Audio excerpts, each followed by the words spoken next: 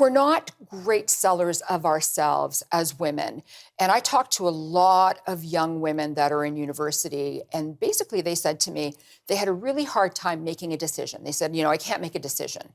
And so, we went into this whole speech about, how important it is to make a decision. And it doesn't matter whether it's right or wrong, because if it's wrong, these wrong decisions will help build upon your foundation of success, because, it takes a while to get there, and you're never going to be perfect. And I know that you and I were talking about self-talk and that negativity that resonates in your head, and it's debilitating at times.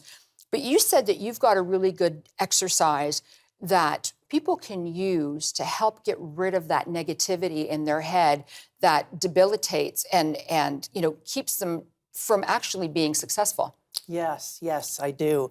And I use it many times. I've used it many times. And in fact, I use it every day to a certain extent, because I'm on the phones every day and I'm talking to strangers. Right. And I'm selling.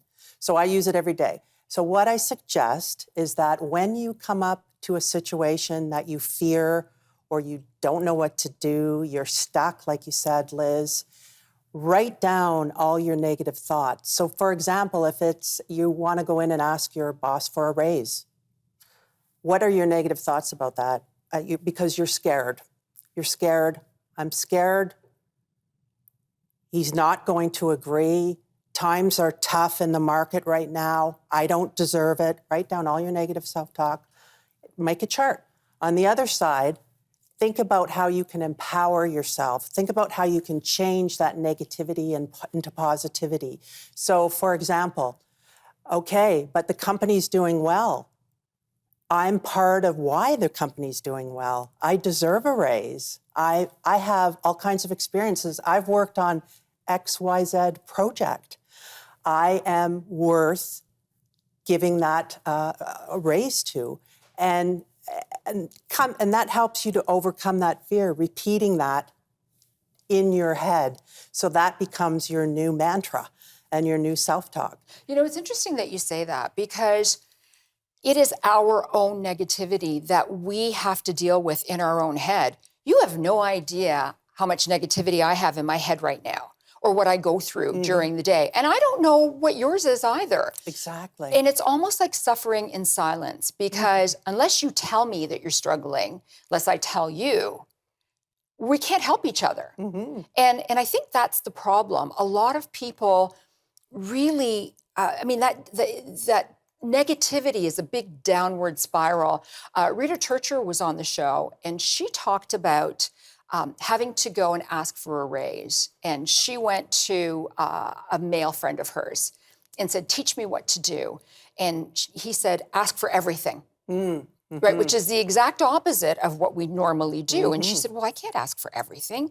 Like, no one's going to give me everything. And he said, if you ask for everything, you will get about 90% of what you ask for. Exactly. But we're not used to that. No, you're right. And I have another example.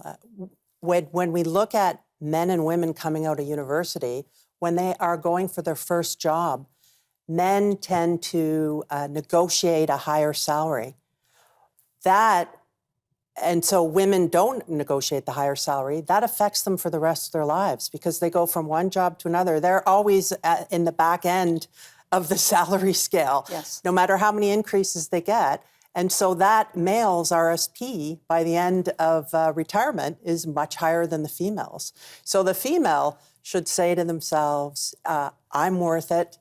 I like you said on your example, I can ask. And if they say no, they're probably going to give you 90-95% of what you ask for. It's interesting that you mentioned this too, because Statistics Canada said in 2019, for every dollar that a male makes, a woman makes 87 cents. And women are in and out of the workforce, whether it's with children, taking care of their parents. And the bottom line is, we make less money, but we live longer than men. So we have to make sure that the money that we make actually outlives us.